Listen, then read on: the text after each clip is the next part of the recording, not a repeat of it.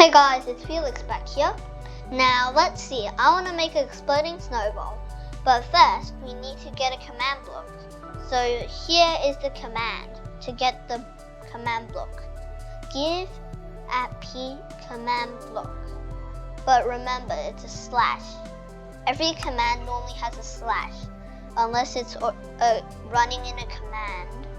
And then here's the command for the exploding snowball.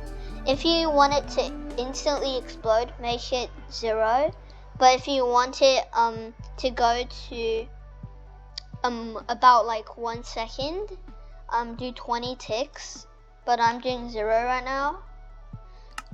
And here's the command: /execute at E type equals snowball, squiggly line, squiggly line, squiggly line, summon ender crystal, squiggly line, squiggly line, squiggly line.